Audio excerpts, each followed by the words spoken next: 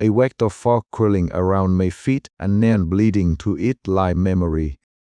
The first breath testers of cold ozone and the ghost of spoon sugar.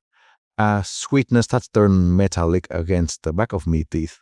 And for a long, bewildered instant, I allow myself to believe I have stumbled into a city that simply forgot to sleep. There is a hardness at the back of me skull that feels like judgment, a small, specific asset has been waiting for this moment all along, patient as sediment. The midway waits beyond a row of brown litter and a rusted session. The lights pull in the hazy like bruises, steel and sand smeared with a thin, accusing red. My hands are empty except for the habit. A worn leather jacket clinging to my shoulders and a tarnished silver ring on my right hand that I half remember being once because it felt like armor. A folded Carnival wristband peeks from under my watch strap, damp and familiar in a way that makes my chest hollow. Unsure of a night I told myself it had already catalogued and shelved. It does not feel like chance. The street is wrong in the way that only places created from memory can be wrong. Corners sharpened, shadows placed too deliberately, a path encouraging me forward. There is geometry here that knows the angles of my avoidance. The shortcuts may conscience use it or tight. Compulsion is the first honest sensation. Not curiosity, not fear, but an unbearable mechanical pull toward the way that feels less like an invitation than an accusation. I take a step because taking a step feels inevitable. Because the fog seems to press behind me, and because the neon lights set a rhythm that matches the pulse under my ribs. The Carnival stands, square baby empty pavement and cracked storefronts, the Ferris wheel turning slow as if time itself were being wound down by a hand that knows me. Each creak and clack a syllable in a language I refuse to speak aloud. I notice the small things first, the details that prelude memory with the slow professional passions of a coroner. A torn poster flaps like a skin on a rusty post, the same smear of paint along its that pricks the part of my thumb when I brushed past. The sound it makes, a single reluctant slap against metal, sounds like a gin being done in a leisure that had once kept me secret. A ticket stop lodged in the gutter reads numbers that mean nothing until they begin to rearrange themselves into that I have kept folded away for years. Those numbers are not merely marks, they are a breadcrumb trail I had convinced myself I resist. These minutiae are not comfort, they implicate. They are the Carnival's fingerprints, left with the meticulous cruelty of someone who catalogues false-like specimens. The ticket booth stands abandoned, a glass-faced jeweled with the same film-grain haze that hangs over the entire place. Inside, a register is open and empty, and yet there is a trace of warmth beneath a pile of dust. As if someone had only just stepped away and would return to find me trespassing. The emptiness feels staged, like a pile to hell I will confess. The midway draws me deeper with lamps that cast teal and red halos. Each lamp becomes a finger pointing, each shadow a margin note in a book I refuse to read aloud. The light critiques corridors of meaning, till where memory's soft red where it sharpens into accusation. Litter moves at my feet, a crumbled paper program, a broken plastic horse eye, the dry smear of something that could be paint or blood. And my fingers flex around a memory I cannot name without being split open. The air is thick with sound. The distant, slow rustle music like a lullaby pulled through water. A soft metallic creak when the breeze touches the Ferris wheel. An echo of laughter that never qualms into a shape. That laughter is an instrument to unthaw the exact pitch of my shame. It scratches at my ribs until I feel the wanting to confess. To map the wound out loud so that it might be sewn up with words. I find the mirrors in a narrow alley between rise. They are broken not by violence but by time, spatter wet glass turning my reflection into a series of small lies. The shards throw me back in fragments. One shard gives me the back of my head, another gives me the long, gaunt face I usually keep tucked inside bone and habit. My reflection multiplies into versions of myself I have negotiated with and versions I have elided. A warped section throws back a scene that is not happening here, and I filled with wrong choices, a silhouette pushed away, a door closed and bolted. The image rearranges itself until the memory presses out into my palms. A choice disguised as a mercy, a hand let go that should have been held. The boundary between what correct and what the carnival insists upon blurs until I cannot tell whether I'm remembering or being reminded by something that is older and more patient than regret. It is as though the mirrors do not merely reflect light but excavate, carving away varnish until what remains is ugly and accurate. At the edge of the Ferris wheel shadow, the loving clown waves as if in a slow-motion dream. It got not moved like a man. It slides, a figure total for the wheel shadow, limbs exaggerated into a puppet's grace. The proportions are wrong in a way that makes a part of me register it as a lie, and another part readies itself for penance. Its face is a cracked canvas, paint fissuring into lines that look almost like maps, routes that lead to the nice it also make what is. The green is too wide, stitched into the skin like a verdict, a permanent expression as seen it by someone more ruthless than fate. Yellow eyes glow under heavy lids and watch me an intimacy younger in time and older than cruelty. It stands in rim light, still glancing one cheek, a smear of red catching the other. And there is a rusted brass bell at its side has known many hands and many confessions. When it claps, the sound is lyred, a small chill ziggle pitched over the rasp of an old chain. The clap feels like applause for a crime I am only just remembering, and its patience feels surgical, as though it could cut along the seam between action and rationalization until the latter peels away. I move toward a flickering red lamp and feel confession form in me more like a foreign word. The urge to say something, anything, goes there, absurd and immediate. I try to decide whether speaking would shift anything. Would naming the thing is it great the scales? There is a belief in me chest that to set it down in language might unburden me. That to make the sin concrete would allow it to be lifted. Get the thought of making it real with a voice tightens the throat. The compulsion is not to confess to another person. The compulsion is to face the truth, to let press against me skin with the same force the carnival has used it to build itself around me. To speak would be to give the carnival the thing it wants, to furnish it with an eyewitness, a code. My breath fogs as the lamp stutters, and the laughter moves through the midway like a tie, small and low and unending. A tie that leaves behind a residue like salt across everything I touch. The ticket booth reveals detail that breaks me more than any grand revelation could. Tucked in a corner is a scrap of cloth with a telltale turn that matches the lining of a jacket I once saw in a photograph. That photograph had been folded into a wallet I never opened. The image folded under things like receipts and bus passes until it became a smudge. A smear of red crimson stains the corner of the paper. The sight of it makes the memory rearrange itself fully and with terrible clarity. A night when hands were not steady, when a decision made by someone who thought himself they were protecting another from something worse.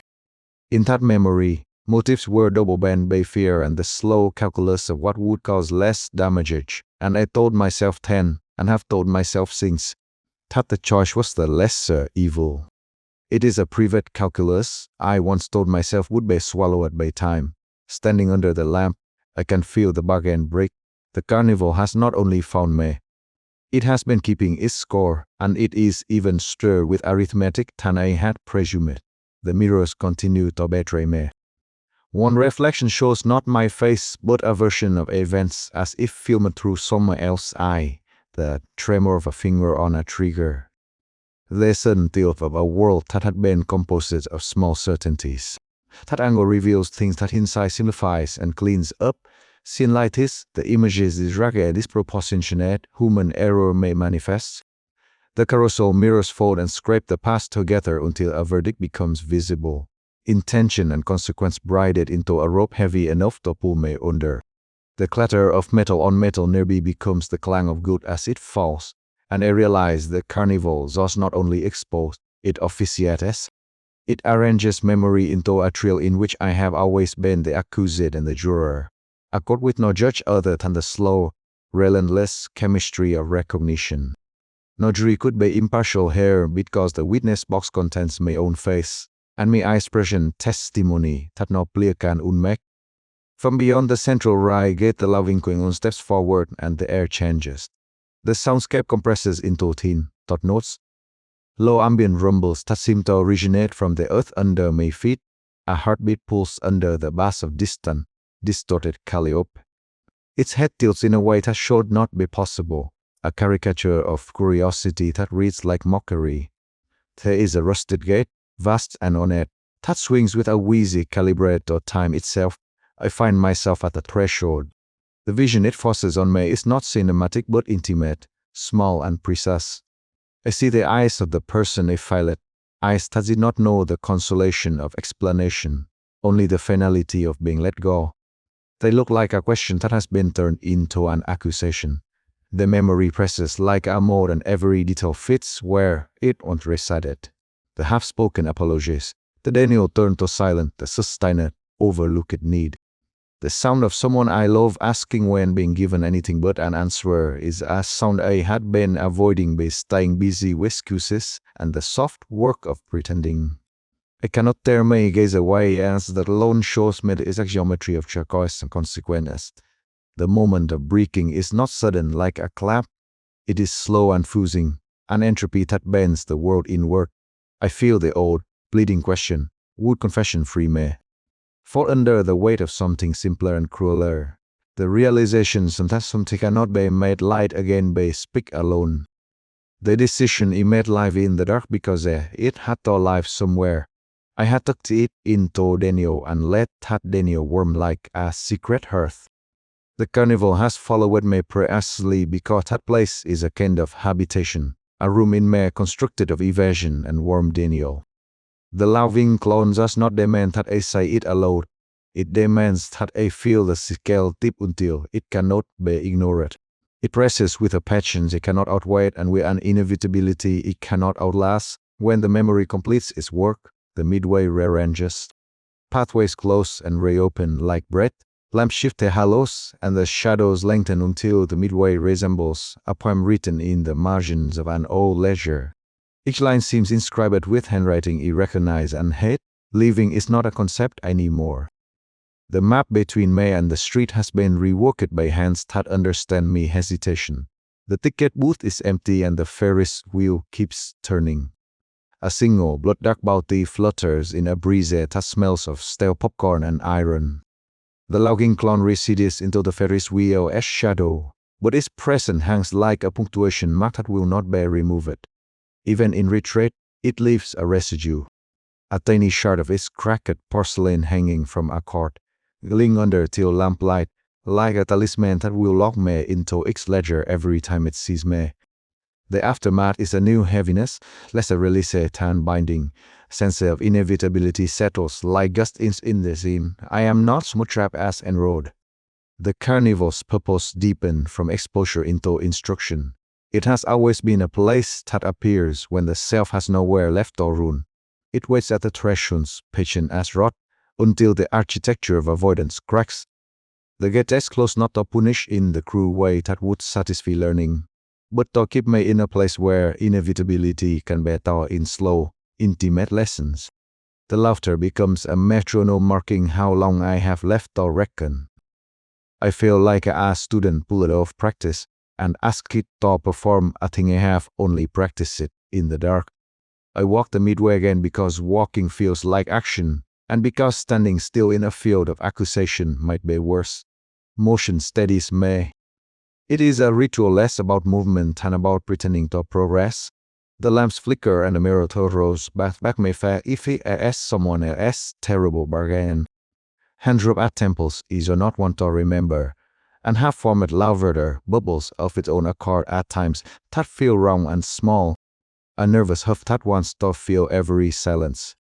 I find comfort in rituals of avoidance, rubbing the leather of my jacket, finding the rain turning it on my finger, until the Carnival arranges another tableau that unpicks even those movements.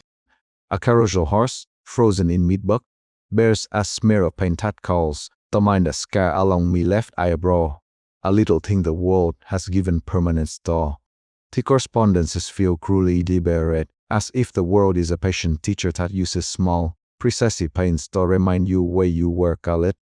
By the time morning threatens the horizon and the fog thins into a suggestion, something fundamental has shifted, not forgiven, not forgotten.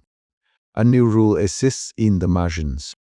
The carnival will not go because it has finally been noticed, because the part of me that hid behind silence has been addressed and can no longer pretend at absence.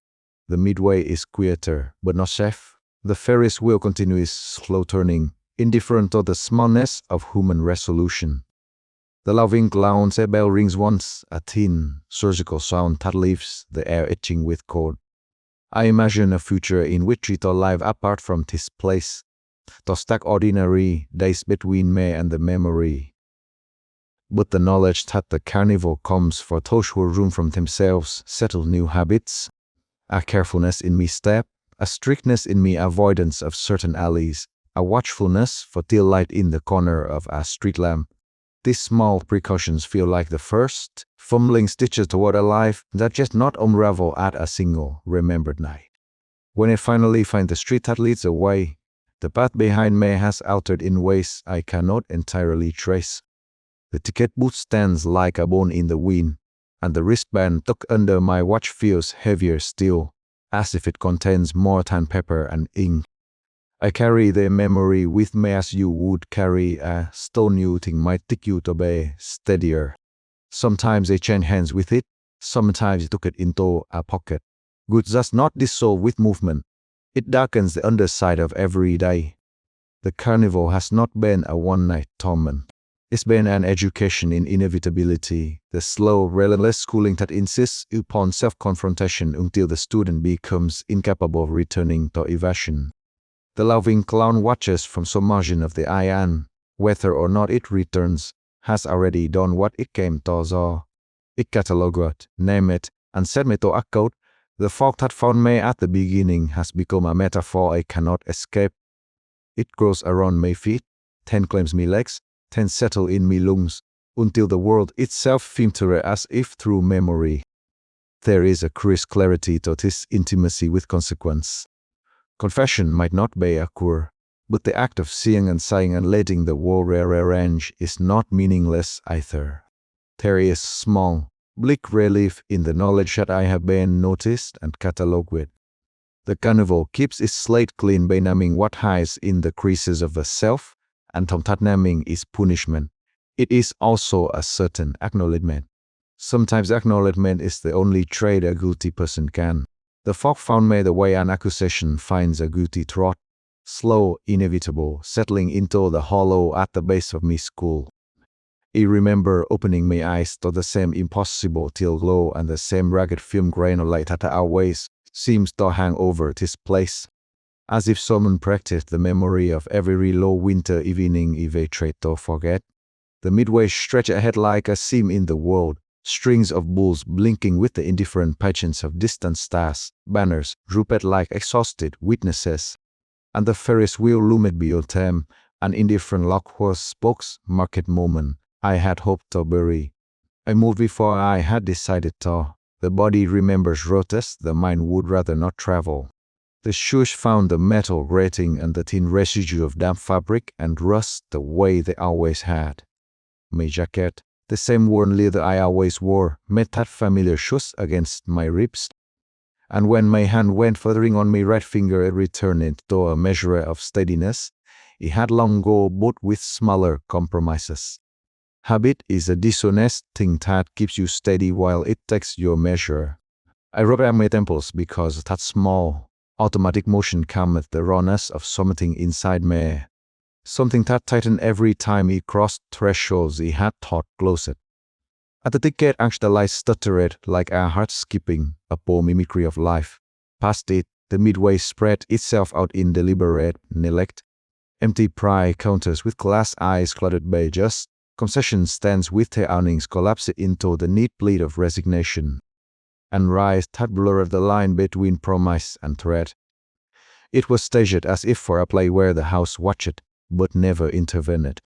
An uneasy, childish compulsion drew me forward, An irresistible lift Miss Maita said come, and with it a question I could not shrug away. Where had the carnival followed me here again? That question landed like a blade wrapped in velvet. It with a azure certainty that did not bleed but settled. Banners hung from rusted poles along the walkway, their fray ends whispering in a wind that might have been real or might have been memory. They bore faces and fragments, not random but precise. The spotlight of a house I left in the early hours, the name I borrowed from photo albums like a finger smudging ink, a US silhouette frozen mid-June.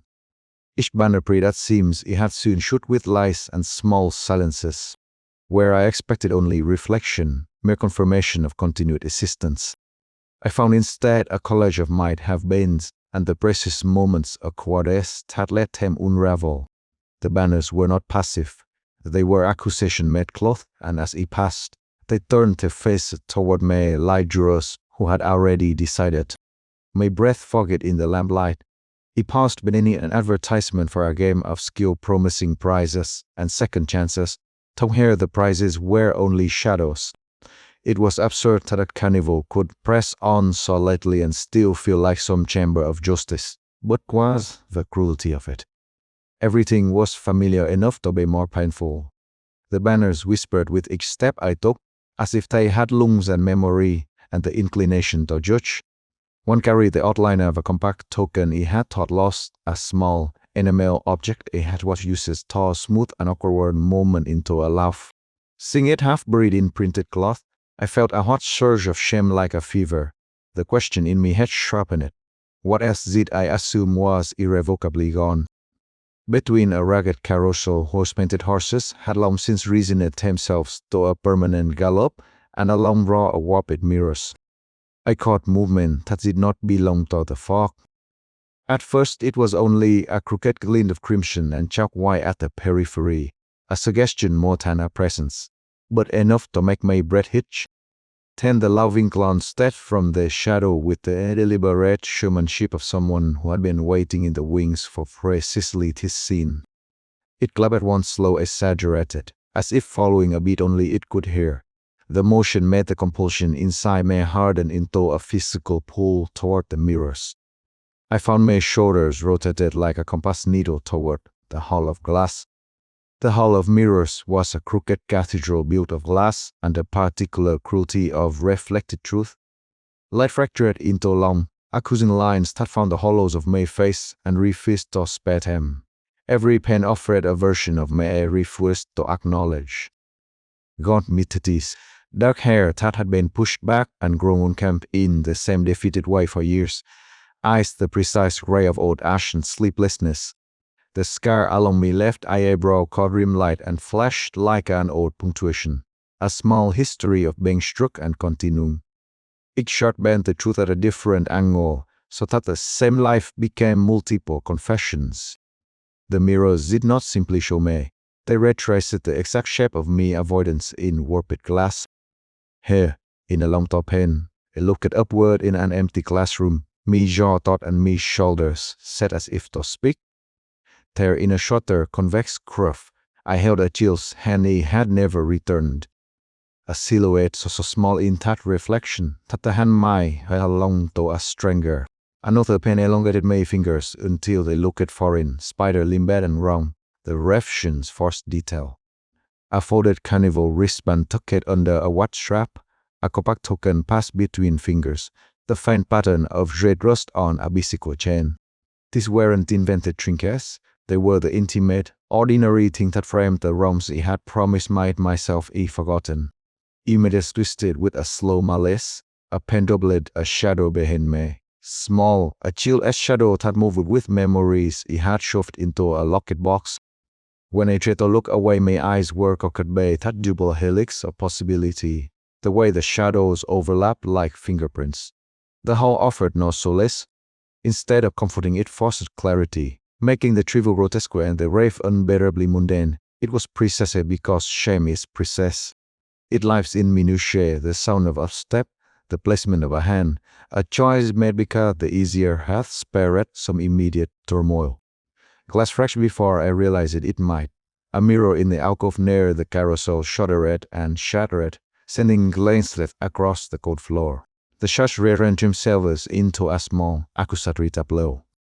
In one sliver my hands, those hands irrecognized and had fluttered with work and care, resting too heavy on a small shoulder. In another, the crouched silhouette of a child at the lip of a stair. In yet another, the compact token, enamel flecked, laying open atop a folded receipt as if left of habit. Each fragment insisted on sequence. Not an overwhelming tableau, but a chain of choices, each slight and ordinary, that glued together formed a culpability I had tried to deny. A memory cut through the fog with the clinical patience of a film being rewound. I saw it in frames. A door left ajar in the wrong light, hands that moved too quickly, the particular angle of the ceiling in a hospital corridor with its cheap fluorescent hum. I saw my face in one frame, older in a cruelly honest way, with younger teeth clenched around a layer used to make a situation dissolve into silence. I saw the compact token pass from my fingers into my pocket because if something can be lost, it can be hidden. The ring on my hand felt suddenly and emphatically like an accusation. Once it had been promised, now it was a of steadiness that could not be called to account. Shame settled in layers like sediment, something you can pick at and reveal deeper, darker stuff beneath. When the hook beneath the Ferris wheel took on a certain pressure, the air thickening as the night itself were held in a throat. The loving clown came forward again with the theatrical ease of someone who always knows the cue. It moved with a long-limbed certainty, its ruffled collar smelling faintly of stale popcorn and copper, the bell on its vest a useless potion. It did not speak.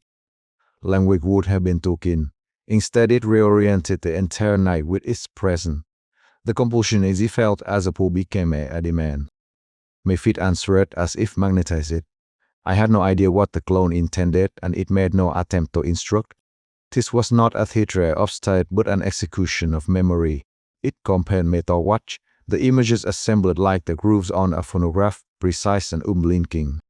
My hand in the frame of a doorway where a deeper, smaller sound, almost silence, was to swallow away the home between rooms, cheap hospital light washing over linoleum. A compact token slid into a pocket as a substitution for courage. The truth landed in me like something that breaks, a rib perhaps, or a confident bone shaped like memory. It was not revelation so much as accounting. Here is what you did, here is what you chose, and the weight of that ledger settled into my chest. Sound in the midway changed. Machinery became a distant murmur until a heartbeat pulse threaded under everything, synchronous with my own, the way a metronome tries to impose order on rhythm. I felt the world tilt and then snap back into a clarity so cruel it felt surgical. Confession trembled at the edge of my mouth. To say the words seemed inevitable and useless in the same breath. Naming the harm would not make the echo of what easy left. The clown's laughter layered itself over the memory like varnish, sticky, stroking, impossible to clean. Those glowing yellow eyes watched me, patient and amused at the shape of me dismay. The clown wanted me to understand that the memory wasn't what would chain me. It was the chain the memory articulated. When it was over, I slumped against cold metal, the Ferris wheel as shadow folding around me like a sentence left unresolved. The midway contracted into a cruelty that bore down with the subtlety of winter, small, precise, and absolute. The Carnival did not demand atonement. It demanded the naming of the thing. It offered a mirror, a bell, a rusted gate, each a prop in a ceremony it had not consented to, but which I nevertheless performed. Confession felt like an emaciated promise. Uselessness settled in like an unwelcome guest who knows how to make themselves comfortable. The fog thinned as if the rise themselves sighed and let their breath out. Something fluttered at my feet with a softness that made my skin prickle. A ticket, small, the color of old blood, came to rest at my shoulder. Stained as if from an old wound, it whispered against the metal and threatened to mean more than its simple shape. The logging clown watched me with something like curiosity, gauging whether I would make the next move. There was no instruction, only a sense of an unspoken choice. pick up the ticket and step to that rusted door, or let it lie and walk away into a life already stained. I crouched and pressed my fingers to the paper. The ticket was re-encrusted finely of grease, and alone when my skin brushed it, an absurdly intimate detail that flashed and receded. No name was written on it. There was only a number that matched neither logic nor calendar, as if meant to refer to a place outside of ordinary time. For a moment the world slowed to the grain of that paper beneath my skin. The Carnival felt like a thing holding two doors open, one leading to some fragile, possibly useless reconciliation, the other to acceptance of a weight that would sit like a stone and never be later. Standing with ticket folded in my palm like a talisman of failure, I watched the clown step back and clap again, his movement deliberate and as light as a guillotine. It did not push me. That was not its manner. Instead, it offered the demonstration of how close choice and consequence can be, the way a tiny emotion makes catastrophe inevitable. We paint cracked and one false tooth missing, wound stitched into its painted cheeks, it grinned, part mockery, part benediction, and let me feel how the two options quested. The chance to name and attempt to repair, and the acceptance that some things do not forgive easily. I went to the ticket booth as if pulled by gravity rather than volition. The lantern over it flickered a sick deal, casting long shadows that exaggerated the hollows in my face and the lean of my shoulders. The booth was abandoned, its glass clouded with the residue of time and breath. Yet the lamp over it stayed lit in a defiant, cinematic way, as if the world had kept that one object illuminated for me and me alone. I pressed the ticket to the varnished wood and felt the zero old pain and varnish under its edge. Around me the Carnival breathed, we lifting a loose poster, distant creaks of machinery, distorted music like something swallowed and replayed by a haunting shell. There was no triumphant resolution in that doorway, no sudden figure waiting with accusation, no cathartic confession delivered to the one who had been wronged. There was only the catastrophic quiet of understanding. Naming the truth had not removed it. It had given it shape. The lioness laughter threaded through the air as I backed away. The sound both mockery and benediction depending on where my fear chose to alight. I left ticket folded into the lining of my jacket, adding one more thing to the weight I already carried. I know the secret security in a pocket next to cold metal and spare chair change and old receipts. Then I settled into a slower rhythm after that. The midway retreated as if lowering a curtain on a scene where I had been the only actor. The banners drooped like seasonally exhausted witnesses, the mirrors dimmed the ordinary reflections, and the Ferris wheel's tick-tock withdrew into the fog like an afterthought. There was no absolution here, only clarity that wouldn't like a wound for cleaning, necessary and painful. I understood that confession was not removal but rearrangement. A sorting of contents into boxes you hope will be smaller than the pie you made when you fled. When I finally stepped away, the fog thinned until the world folded back into the coarse textures of the city I had once called home. Streetlights smeared like tired candles. The last thing that clung to me from the midway was the bell's echo and the clown's patient stance, both now distant but placed somewhere tenderly and terrifyingly inside me. The ticket I had stowed in my jacket pressed against my rib like a heartbeat that wasn't mine. I rubbed the scar along my left eyebrow with a thumb as if reaffirming continuity. The person who had come in would be the person who left. They both carried new knowledge. The Carnival had followed me because I was running from myself, and in the hall of mirrors it had finally made me stop. It had enforced a reckoning not because revenge touched a sweet but because some truth is to be left unexamined. When a place like this appears, for cooling at your feet, louder, not quite human, it is not always seeking punish. It is offering the most dangerous thing, a mirror that will not be ignored. I walked back into the city heavier than when I had come. The wrinkled against my palm as though the metal itself had absorbed some the nice chill and shame. Outside the midway, the city waited with its own lies and its own quiet complicities. Neighbors who pretended not to see, alleys where the past could be stored out of sight. Faces that kept his mind measured. I folded my hands into my pockets and kept walking into the thin, indifferent zone, feeling like someone who had been granted a moment in which the ledger was laid bare.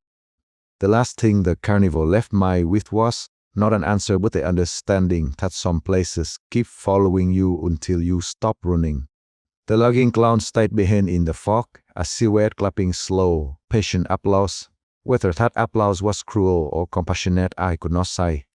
I only knew I had been made to look, and that seeing was a kind of sentence. The dream closed around that knowledge with unresolved dread. The light went teal and thin, the Ferris wheel sighed like a promised to return. And a small blood-stained ticket sat in my pocket as proof that the encounter had been more than a dream. It might come back, the sound suggested, or it might wait a lifetime. Either way, its echo had found a place inside me where it would not be easily knocked loose. I kept walking until the tale blurred into the everyday life, a city that had forgotten how to be surprised, and in the space between steps it rehearsed, not forgiveness, but a long, careful work of facing what I did on. I found the ticket before I knew why it had come back. The paper folded into the hidden seam of my jacket, damp from the fog that had already been crawling around my feet, as if the night itself took care to return all small things to their owners. It was not a bright, festive stub. It was a strip of stock that had sopped and darkened at one corner, the ink smeared into a bloom that read like an accusation. A date stared up at me. The date matched a fragment of memory he had pried away from sight and shelved like brittle toys. And even where the street light fell on someone else's cheek and he had turned away before the apology could form on my tongue. The ticket felt like a summons. When the world had narrowed to the ribcage of that small, folded rectangle, the Carnival became less an arrangement of lights and rise and more a machine that had been calibrated to me. I could not place the first moment he had noticed it trailing in my life, but I could remember the impression of inevitability, the sense that a ledger was being kept elsewhere, that somewhere a counter marked at times it diverted my eyes. The ticket was stamped with time that had passed, and a gate I had avoided, and when I slid it into my palm the paper was warm as if it carried the memory of breath. I sheltered the rotting eve of the abandoned ticket booth, counting breaths and the slow tick of summiting metal inside my chest. The booth smelled of old varnish, of mildew and something sweet decayed, cotton candy gone sour, plastic clinging to a remembered hand. Neon bled through the slats, not bright enough to be comfortable, only enough to make the just float like planets caught in slow orbits. My fingers found the edge of a coater. My thumb traced a groove worn by 100 hands that might have been mine or might have belonged to strangers who had come seeking absolution and been given another form of a coating.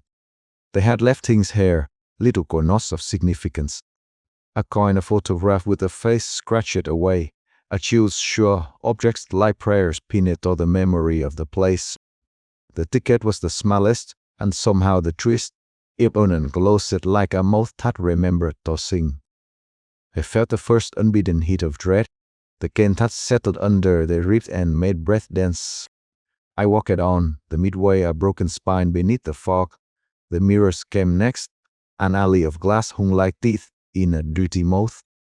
Each pane gave me back a version of myself I had not invited. A younger shape with its jaw taut, a heavier shadow bent by fatigue, a hollow that looked nearly hollow. At first the differences were small, the sorts of changes time etches into every face, eyes narrower, hair thinner. Then the pen began to arrange themselves into moments instead of eyes. One mirror caught the light and showed the street outside my childhood home, a night where laughter had been too loud and a hand had been shot away. Another offered me a fragment of a decision I had made behind a door I had chosen not to reopen. The mirrors, like the ticket, argued with the air of coincidence. Glass did not merely reflect, it remembered. In toy warped surfaces the past did not sit politely. It leaned forward and expected an answer. A face he recognized it with the jagged certainty of a scar turned from me. And for a moment I believed that if I stepped closer the reflection would turn back and we would both agree to the same story. But the glass refused to close the circle. It held the moment in a loop, forever caught between action and apology. Sound arrived from somewhere, a faint, distorted strain of music that could have once been merry. Was processed and wet, as though someone had taken an old gramophone recording and submerged it beneath water and laughter. From the periphery, a presence detached itself from the gloom. The lounging clown revealed a silhouette against the ferries with a skeletal arc. Long limbs moving with deliberate, theatrical slowness. It did not rush. It had never needed to. Its approach carried the confidence of something that had waited patiently a long time. That first sound was theatrical and immediate. The clown clapped its hands in a slow, mocking metronome, the sound hollow and metallic. It did not speak. It did not need words to conduct the accounting. In the way it caught its head, in the manner it extended an arm and then withdrew it as if counting fingers, the creature dialogued me. Even at a distance its costume hung on its frame like a memory stretched too thin. The ruffled collar and the blood-dark body were worn by time and intent. The fake paint had fissures. The painted smile a brittle thing that did not reach the machine bright eyes. I felt exposed as if someone had opened in my quad and pinched out the lining of concealment. He moved away, and the midway did not press. The fair had room for her to tread or flee. It had lanes to funnel the unwilling back to the center. The carousel was an island among ruin, horses stalled in mid-act, tromsuled by salt and fog. A broken mirror leaned against one post, its frame cracked like a penitent's rib. He recognized the faces it gave me, a Euro version, narrower in the jaw, the eyes brimming with an unspent explanation. The mirror offered the moment he had been hiding from, a decision made in a half-lit kitchen, a choice to step back and let something happen rather than stop it. Memory arrived with the force of clarity, not the rounded recollection of time-altering detail, but the sharp blight of exactness. The younger self hands had been steady then, or so the mirror insisted. Our face had been turned away and not held. The carousel reflected the truth without mutation. The light on the glass was honest and indifferent. The punishment fitted the crime because the Carnival had been designed as a place that reduced its life to scales and balances. Each rhyme matched an error with a small precise torment. The mirror did not show guilt. It held the cold, patient record of one night's geometry. The pull to the center of the fairgrounds was not so much physical as gravitational. It tightened like a strap around the chest, bringing me inevitably toward the rusted gate that guarded the endmost right at the heart of the Carnival. Up close, the gate looked like an instrument of measurement, corrugated iron flaking in patterns that suggested script. The Ferris wheel loomed higher than memory. It spoke like the cogs of a clockwork that measured consequence. When I stood before the gate, the loving clown was closer now, only a few strides away.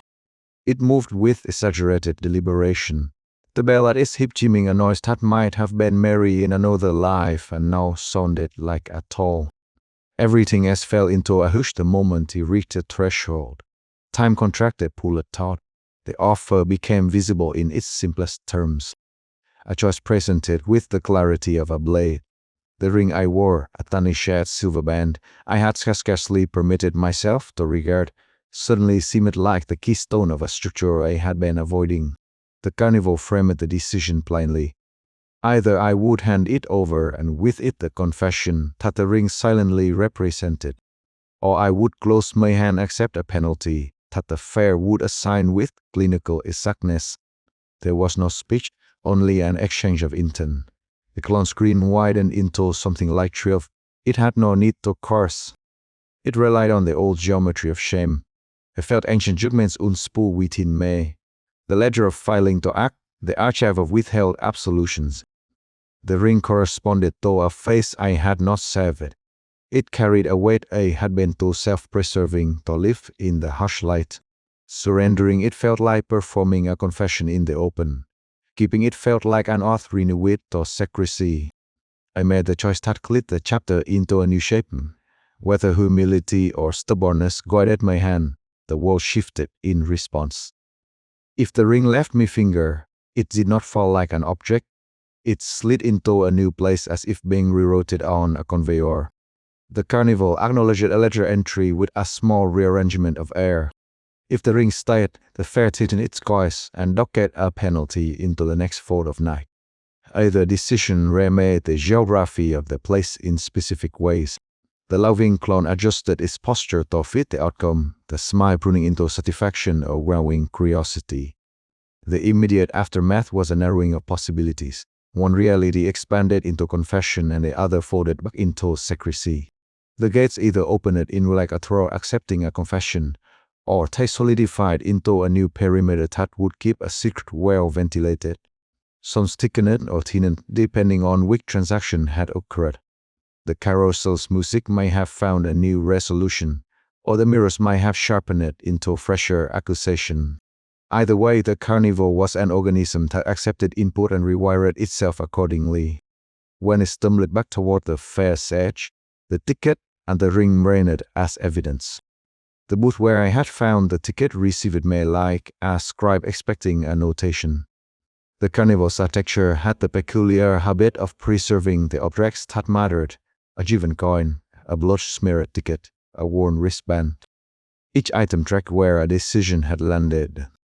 Even as they threatened the horizon with a thin, ray suggestion of zone, the fog held like an old habit and the fairground's edge remained a liminal play where living felt like removing a bandage slowly instead of ripping it away. The loving clown lingered in the distance, a punctured silhouette against the Ferris wheel. Its breathing was a sound like someone laughing through a mouthful of keys. Even as he moved away, it seemed to catalog me yet. The uneven way my shoulders had tightened. There was a hunger under that amusement, not simply an appetite for spectacle, but for continuity. A need to ensure that choices remained recorded, and that the ledger was always balanced. The Carnival had been following me for longer than he had remembered, and now I understood that waiting was its art. It left with something altered.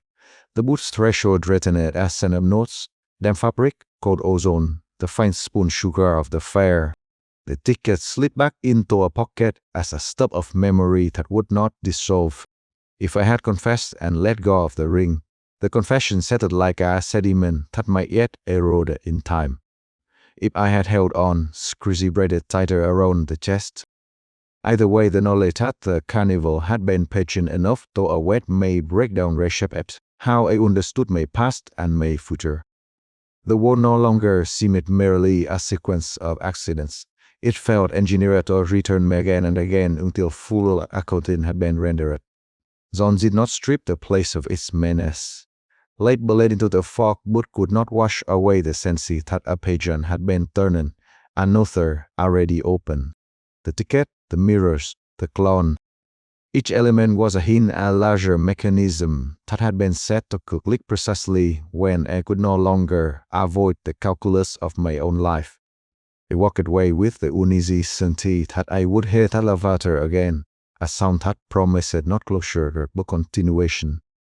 The Carnival had done what it was meant to do. Present inevitable. Mark the choice and then achieve the consequence for the next time he refused to reconcile who I was with what I had done. There is a margin in which one understands that leaving a place does not mean extricating oneself from the debt it has recorded. The pharaohs receded into fog and shape, and in that receding I felt the long hand of inevitability tracing the route of a future return. The loving clown-esque silhouette shrank until it was only suggestion. The rusted gate remained where it had always been, an instrument waiting politely for me to consider it again. The ticket warmed in my pocket, and whether a confession softened its edges or secrecy made it burn, the stub would be a constant. An index finger pressed into the score the Carnival wrote against my name. Even now, as the city reasserts its banal geometry around me, the memory of metal and bell and cracked plate resists integration. It sits like a seed under a fingernail where it will chafe. The morning feels uncertain.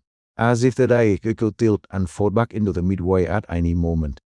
I know the carnival was never merely a place for other people. It was a waiting room designed for those who turned away when it mattered. The ticket and the gate were instruments of inevitability, and I have learned that such instruments keep good time. The rest of my day will proceed, coffee bitter, an email chain that can be deleted, faces I will avoid in elevators. But the knowledge of that rusted gate will not leave me. It will be like a shadow in the periphery, patient, recurring process. The logging clone will not be satisfied with a single accounting. It gives ledgers for those who run, and it catalogs the ways we avoid confession. I have a ticket now, and I hold a ring. Both are proofs that the carnival follows, that waiting is its practice and inevitability its motive. In the small hour, sleep comes thin, and my hands wander to nothing. I will find the band fingered by habit, and the stub pressed between thumb and palm like a talisman. It will remind me of the gate and the choice, and which shaped me life, took when measured against our places in to demand an answer. I walked away that morning knowing the truth, turning me back on what a mattered had bought me a net of fare, but not a pardon. The carnival asks reckonings in ways that ordinary laws does not. It demands a decision and records it meticulously. And I know now, as the city wakes and the thins into the ordinary grey of roofs and traffic, that the ledger is patient. It will keep my entry safe until it returns or until it finds me again. The laughter will follow, and the bell will ring, and the gate will be waiting with its particular offer. I cannot say whether what I gave or kept will ever feel like atonement. I can only say this: the carnival has been following me for years, and it will not let me leave its accounting unfinished. I find myself waking on the midway with fog at my boots and a brittle ticket folded in my palm. The air tastes ozone and old spoon sugar, a thin metallic tongue that makes the back of my throat ache as if at the edge of an incoming storm. Neon washes around me as if remembering a it unloved and is trying desperately to keep that memory alive. The ticket is thin, its edges softened and finely feathered by age and use, stamped in a hand that knows certain dates and nothing else. I hold it as if it could make itself explainable, as if paper could offer apology or accusation, and immediately a question claws at the back of my teeth. Who has been following home? The question is at once childish and precise, the kind of query you get when you wake in a place that both remembers you and refuses to speak plainly. Lights pulse slow and hungry, Iqbal dropping a fraction of warmth into the wet night. The midway is a ribbon of small lumens. Some glow with the thoughtful burn of old theater bulbs, others flicker like the last breath of a candle. Above everything, the Ferris wheel turns with deliberate, ancient patience. It carries small theater of memory, rhyming in condensation, framing moments as if they were scenes meant to be watched and judged. This place is familiar in ways it had been careful to avoid. The shapes and fit into fractures it have kept glued shut for years, and there is a startling intimacy in that fit, not tenderness, but the uncanny recognition you feel when an old house settles around the sound of your breathing. The midway smells of rust and popcorn, of hot tar and a sweetness that curdles as soon as it touches the tongue. It is a scent that is at once nostalgic and rancid, like a memory left too long in the sun. I took the ticket into the pocket of my worn jacket, the fabric jammed against my palm, and tried to walk forward without announcing myself. My steps are slow and a little wary. Each footfall seems to disturb something settled and echo, a small animal, a ghost. It feels if the carnival has been holding its breath for me. I drift past stalls whose printed posters are warped like slide left too long in the sun. The ink has bled where rain once fell. The faces in the photograph have faded edges, but the smile and hands are stubbornly intact. Faces melt into frames. The laugh I sometimes want to remember. A hand refused to hold, a living he pretended not to see because to see it would have meant numbing it. Each image nudges a memory he had carefully edited out of the sequence of my life, and the nudges gather like teeth at the corners of my mouth, The price shelf stocked up with things that mean too much. A cracked porcelain figurine with someone else's initials inked into the base. A chilled chair with a scarf identical to the one I still carry in my nightmares. I recognize a scarf the way one recognizes a scar, a shortened for an event borrowed from conversation. The pageants of the carnival is not casual. It has catalogued with me. The revelation moves to me not as a shock but as inevitability and an inexorable tilt of a scale I have long avoided looking at. There is no malice in this cataloging, not exactly. It is similar, more efficient. Things that are kept a long time learn to wait. They learn when you will be soft enough to open your hands. A ledger waits in an abandoned ticket booth like a patient organ. The paper is thin and reeking faintly of mildew. Edges fit red like the ticket in my pocket. My name is scrawled across one page in a hand I almost recognize. The loops and slants of a version of my own signature twisted by years of denial. The ink had let where the hand lingered, creating a ghost of the chefs I once met with the same pen. Beside the name runs a string of dates, each one matching a night I ran, a night I hid. Some dates are clean and clear. Others are smudged, as if someone had anticipated a tear or a hurry tomb. The ledger's columns line up with the map of my avoidance. Credit, debit, balance. Nice is tired, nice I left, nice I promised to myself I would do better. The implication presses into my ribs like a palm turning a key. If the carnival has been tracking me, then it has been patient enough to wait for the moment I could no longer hide from myself. Light hair comes in staged small pieces. A lamp over the booth casts a sickly teal. A string of boobs drags a thin halo across hand-lettered prices. Shadows bite into the folds of fabric and paper, marking modes where the light will not cross. The booth's window has a crack that runs like a scar across the glass, a line jagged and definite, and dust hovers in the air making micro-constellations in the lamplight. I run a thumb along the indentation of my name, feeling the zen in the paper as if it might be a map forward or back. A brittle bell rings somewhere far inside the carnival's ribs, a small, rusted sound that answers a summons I never heard being made. There is a figure waiting by the Ferris wheel, tall and tall precisely staged. Long limbs folded in an exaggerated repose, head tipped at an impossible angle, collar ruffled like a state prop kept too long. The loving clown stands in the glow of backlit boobs, a silhouette of decayed showmanship. His costume is a collage of history. Fabric gone lacy with age, paint that cracked and healed in ridges. When it moves it does so with the heavy, ceremonial grace of someone who has been rehearsing cruelty forever. Its motion is practice, like the bow one gives at the end of a performance, and when they already know the applause will be forced. His smile is painted in chipped strokes, an aggressive white that knows no fineness. Its eyes are a pair of glowing hollows that hold the motion of a chambered clock. When it lifts a rusted bell and offers a seat in a Ferris car, the gesture reads less like hospitality and more like an appointment I had been running late for 4 years. I take the car as if controlled by the same patient force that assembled the carnival around me. There is a pull to the seat, a weight to the leather that understands my form. Weakly, the world narrows into a ring of light and fog, and with each creak the panorama becomes a sequence of moments from the night it broke. Small things come forward with the clarity of relics.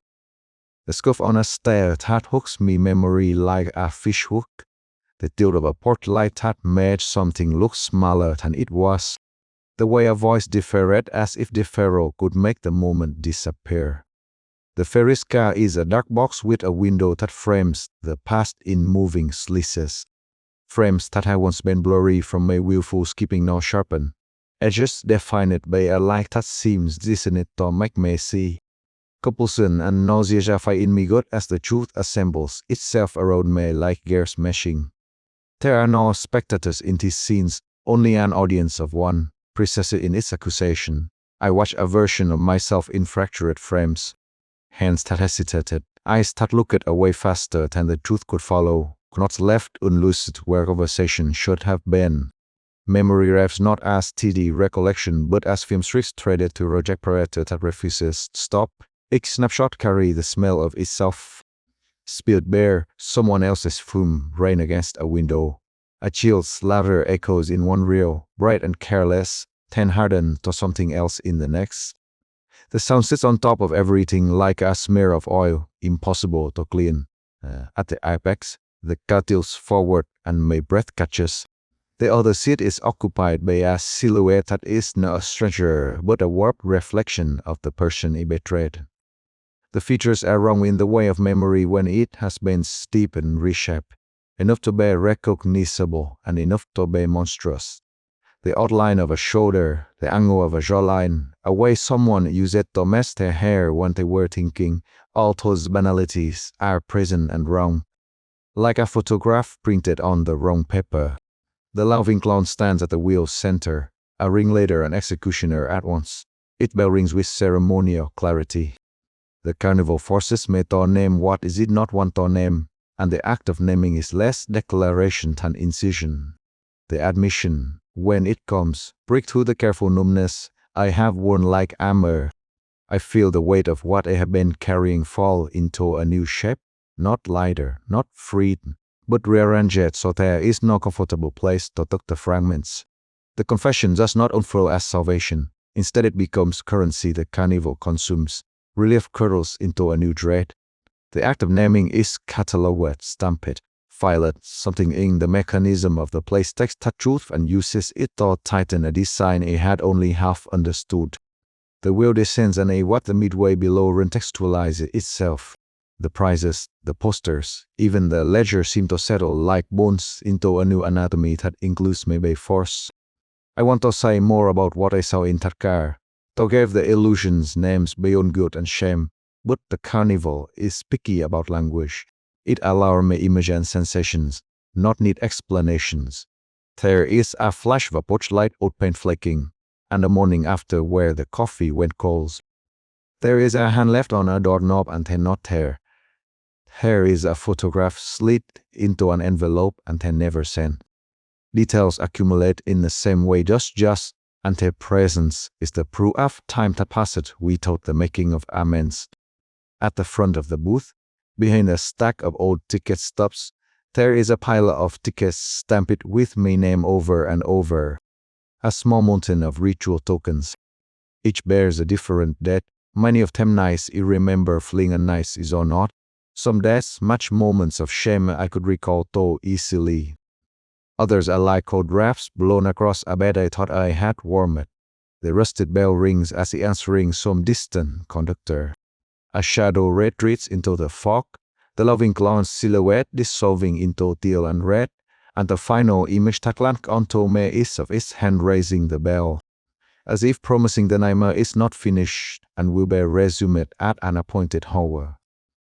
There is the lies like a heartbeat. You can feel the soles of your shoes.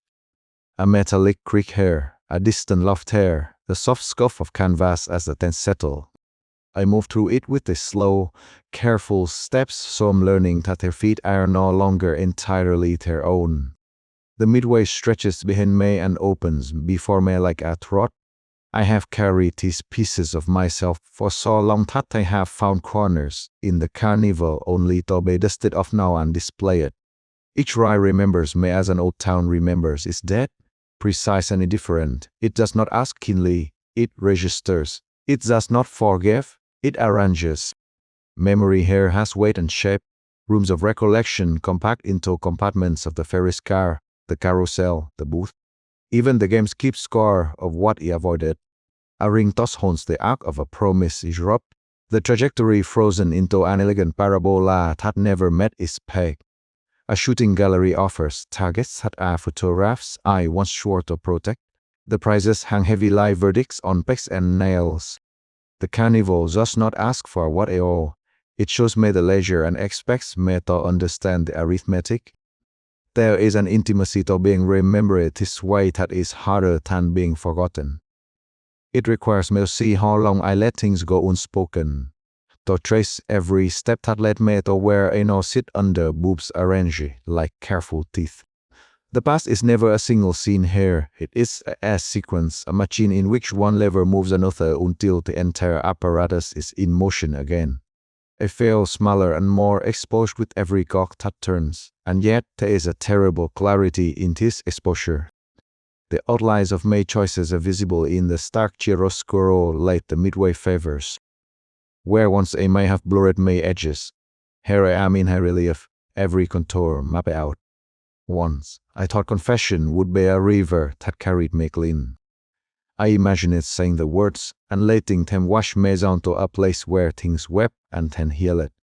In the car at the top, I learned that confession here is a toll. I hand over what I was sure would be my surrender and find instead that the Carnival stamps me with a new mark.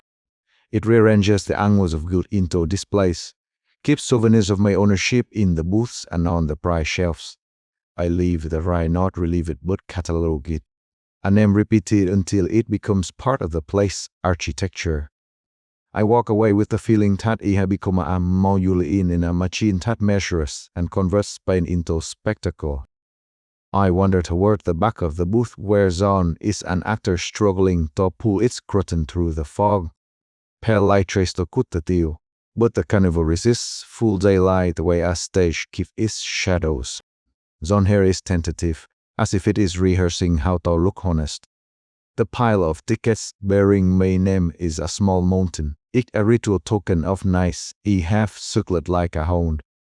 A bell rings once more, and this time the sound sits in my chest like a promised bruise, an etchy that will not leave until it is acknowledged.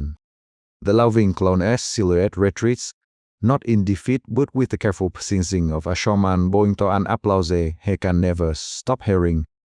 There is no finality in what passes here. The confession did not collapse the Carnival nor did it free me. What it did was fold me more precisely into the descent, a piece placed where the machinery could best use the weight. I am left with the sense that admission was not an exit but another entrance, a doorway that swings one direction only. The fog swallows the edge where the Ferris wheel recedes, and the ticket in my pocket feels suddenly heavier, like currency that weighs nothing but more time inside the same room. It presses into me with the intimacy of a secret you cannot help but carry. I move away not with the confidence of someone ready-made but the careful, hollow steps of someone who has been reorganized. The midway watches me leave in the way an old photograph watches some walk away unmoved, knowing the shape they will assume in the future. The ladder of the Carnival tucks itself into the corners of the fog and follows me a few paces. A ribbon of sound I can almost catch with my fingers. It is not laughter that makes me shrink. It is the peculiar accuracy of the place's memory, the way it keeps ledger and pry, bell and beam, as certainty were a salable good. Outside the midway, the world is ordinary and bright with morning cars. A milk truck whistles in the distance, a neighbor sweeps a stoop, the sky is a hard, indifferent blue. Inside me, the morning feels like a light pressed to fit a face it cannot quite mimic. The bell's echo fades into the undercurrent of my day, but it does not leave quietly. Each ordinary sound arrives with a residue of something else. The metallic creak of a ride, the distant laugh, the whisper of vapor against leather.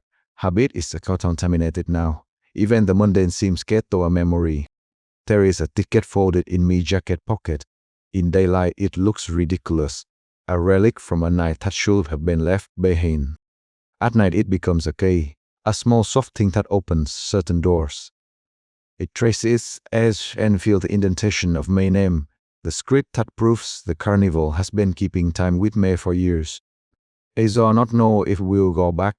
I do know that the knowledge is now lodged in me like a stone. It will shift when prodded and will make sound when I move it. It will roll against other stones, Jeff, Mark. Sometimes I think of throwing away, ditching the weight, but that would be an act that requires certainty is not possess. As I fall into my small, working life, I carry with me the taste of ozone and the after image of boss and a bell that is still ringing somewhere in the distance. The rise remember, they remember the nice. I wake to the taste of metal and spoon sugar, to damp fabric press, to a cheek that no longer remember how it should sleep. The fog is immediate, crawling, unfamiliar in the way good can be familiar, cooling around my feet, muffling the soles of my shoes as if the ground itself were reluctant to let me go. Neon hangs where there should be nothing but a shuttered street, a doorway of flickering boots spelling no name but promising the same old promise. A place that appears when running ends. There is a marquee above, half-burned letters filing like teeth. The light splutters into ocean and bruised red, rim light catching the edge of the leather jacket I've worn for years, until it has molded to me like a second skin. My hands are empty until a movement at the ticket booth draws them. A small window, glass clouded with grime, frames a single thing, an old ticket folded and tucked against just. It flutters if something breathes near it. Is stained dark at one corner, a shame-shaped like a stain, a rich. My fingers close around the paper, and the paper closes something inside me that had been held open for so long. The booth smells damp wood, old varnish, and an undercurrent of something metallic, might be blood or rust. A tail lantern hangs over a counter, casting a halo that makes the ticket look colder than it should. I unfold it with deliberate slowness. The crease is familiar. I remember the way paper once in me for a pocket had been around the ring I kept hidden in me fist. The memory is a splinter, small at first, then drag it. I tested the scene that made the fold. A hand turned away, a decision made in a breath, a step and then the absence left behind. I have been good at forgetting. The carnival is better at remembering. The midway is an edge of silhouettes, broken boots, a Ferris wheel that loomed like a rusted constellation. Boots with pink peels in the pattern of old apologies. The fog clings to the base of each ride, pulling like spilled thoughts. Distorted music leaked from somewhere, a carousel calliope warped into a lush of notes, and with it laughter. The sound undulates, always a cadence behind my pulse. I move forward because my feet obey before my mind decides. An irresistible compulsion draws me deeper. There is a stubborn gravity to confession, and I am small and obeying it. The loving comes from mirrors. He does not appear as must peel his way into being, a reflection that refuses to match mine until the glass shows me what I have refused to name. He stepped from pen to pen in a hallway of warped mirrors and half-lit booths, his lanky limbs saturated by fractured reflections. Each mirror redraws a memory on its surface, moments he traded with justifications and took it in the dark. The clown applauds without hands and every clap echoes like a ledger closing. He does not move in the same time as me. He moves in a long, patient act, the patience of debt collector and broken clocks. There is a hollow rise that feel like rooms he used to avoid. A carousel with horses are plasters he knew, a funhouse of warped glass where me silhouette stretches into shame. A tunnel where the lights blink in a way that mimics my heartbeat. The clown opens it right like a ledger, and the rise remember more faithfully than I have ever managed it to. He lifts a mirror and the reflection that blooms a memory unmarked by excuses. A life folded like a ticket, an absence that had weight, a promise I had been until it cracked. I watch each reply as if watching someone else fail. The barrier between witness and participant thins until it is paper thin and 10 gaps. At the derelict carousel, the horses move without sound, their wooden bodies glassy with fog. Each animal squat where a smear of a name I recognized too late. A friend I left under a breath, a sibling of circumstance, the small betrayals that accumulate lightly until they become a burden. The carousel forces them one by one. Tiny betrayal unspool into a pattern, and that pattern reads like a map to the moment I first slip. I pressed my palms to the railing and the paint flakes, leaving powder that hints at the edge of what I thought I could bury. Memory after memory replays against my will, and the steadiness beneath my feet begins to give. The boards sag as if the weight of each drilled moment were measured in inches of rot. I run because running feels like an act to understand. I bought for the rusted gate at the midway's edge, convinced that the motion itself is absolution. The pathways fold and loop. I turn and find the same booth twice, a corridor that digests me and coaxes me back out near the carousel. Every exit seems engineered to return me to the booth or to mirrors or to the clown. My hands find the ring in me pocket, the small tarnished silver band that has sat there like a residue of a life I have been unwilling to name aloud. The ring is one from my palm, as it carries someone's own heat and not mine. On the edge of the midway, the gate yawns open like a wound. Beyond it, the world is ordinary. A strip of pavement, a lamppost whose bulb flickers in a measured indifference. I imagine stepping to unliving. For breath, I believe in the illusion that crossing the threshold will return me to a life unmarked. The laugh comes from behind me then. Not a single laugh, but lyric chorus, a hissing some lute undercut beyond echoing rest. The clown fills the gate with his height, crimson hair hallowed in the teal backlight, a stretched painted smile that is so real. He is patient enough to let me decide and cruel enough to take that decision as permission. Standing at the threshold, I can no longer pretend that the memory is not mine. The truth is a slow thing. It widens like a crack through a pane of glass. I remember the night the ticket was folded, the angle of light when I left, the way someone had looked back, and how the look folded into itself and was gone. The first full admission is less a scream than a conceding a breath. It arrived as a small, terrible unthreading of everything I had held doggedly together. I named the moment in the privacy of my chest. The admission breaks something in the carnival, a recall pulley releasing. The lounging clown marks me like a bell. He draws a rusted brass bell from his squat and rings it once. The sound is small, but it reverberates through midway in the way a boy remembers an echo. The booth stood in perspective. The mirrors shiver as if a hand has run down their back. A ticket materializes between my fingers, folded and warm and impossibly real.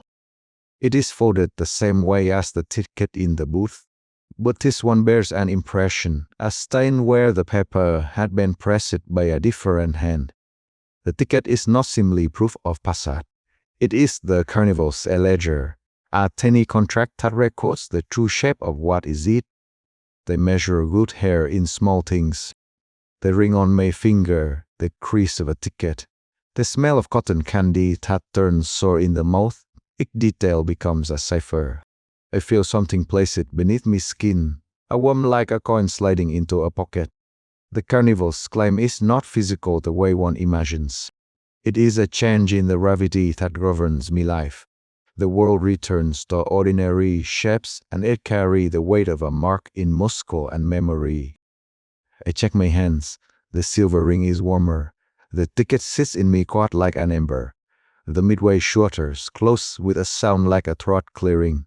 The clown retreats to the shadow between boobs, his silhouette receding into the Ferris wheel's outline. For a few steps, daylight pushes against the fog. The Ferris wheel shrinks, its silhouette losing detail until it's a suggestion of circles. I walk the short distance to the street and it feels, for a moment, like leaving.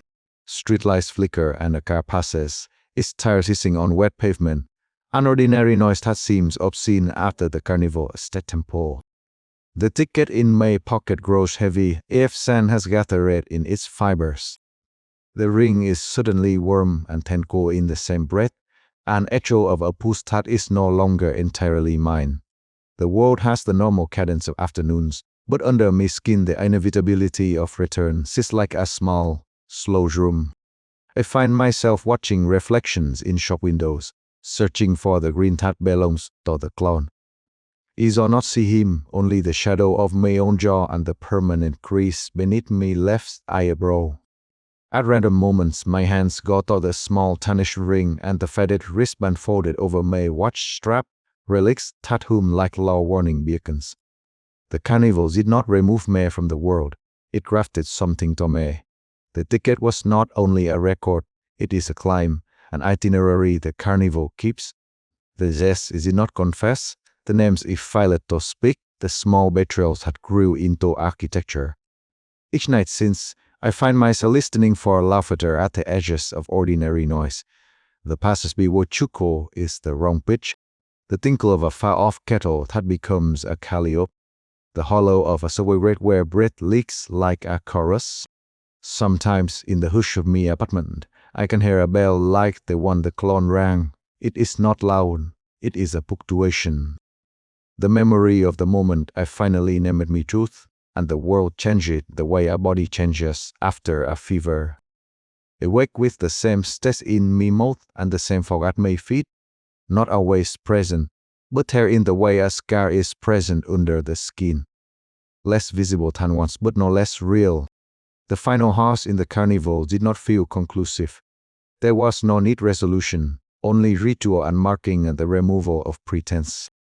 The clown's grin is lodged at the periphery of my vision like a promise that I did not ask for and could not refuse. The ticket falls into my life like a saturated seam. It will not fade with time. Sometimes I feel it under the cuff of my jacket as if it were still warm from the midway at lamps. That warmth is both comfort and indictment. A place I went on name what I had done and a place that kept a record of the naming. I tell myself that confession will be freedom, but the carnival dogmatic admission is only the start of measurement. The ledger does not vanish because a page is bent. The clown's pleasure is patient. His work is not in destruction but in accounting. He follows those who run from themselves and waits for the moment their running stops. I have learned that the waiting is long, and the final ticket is never simply a piece of paper. It is an incision and a joining. It's a record that will hum in the margins of my days and pull at my decisions like tie.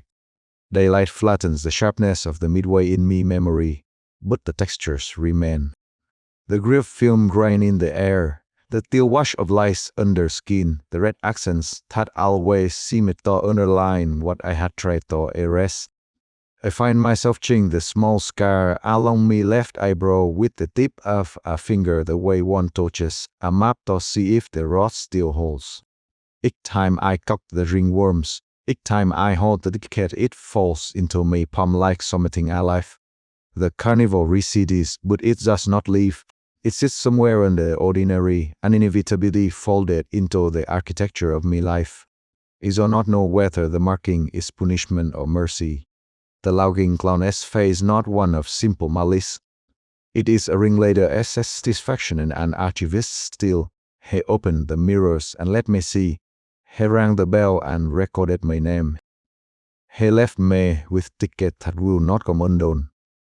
Whether I return by choice or by the pull of that small paper folded in my pocket. Whether I walk back to the midway in surrender or in search of more confession, I cannot say. There is a promise in the way the clown slipped back into shadow, a promise that the carnival waits for those who can no longer run. For now I carry the weight of it as quickly as one carries a secret. The city keeps its ordinary rhythms around me slow, new gravity. When the night is still and the world hushes, I become aware of the green at me periphery and of the inevitability braided under my skin. I learned the hardest thing. That naming does not end the story. It begins a new economy of living with what has been recorded.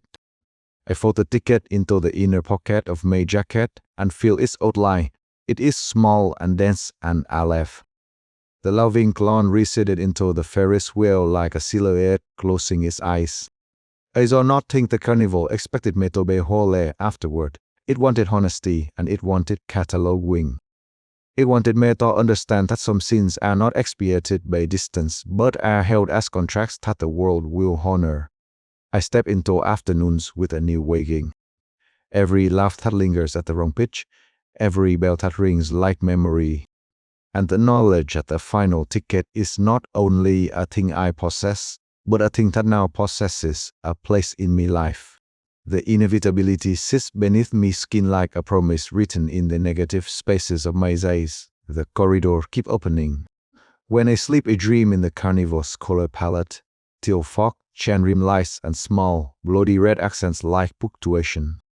Sometimes I wake to the soft rumble of distant drums, and think I hear the clapping of a hand that never touched me.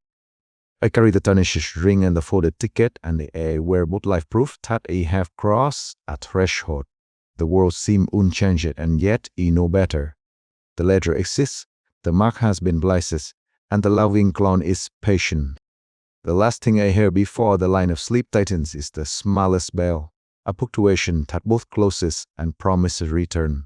The nightmare does not end.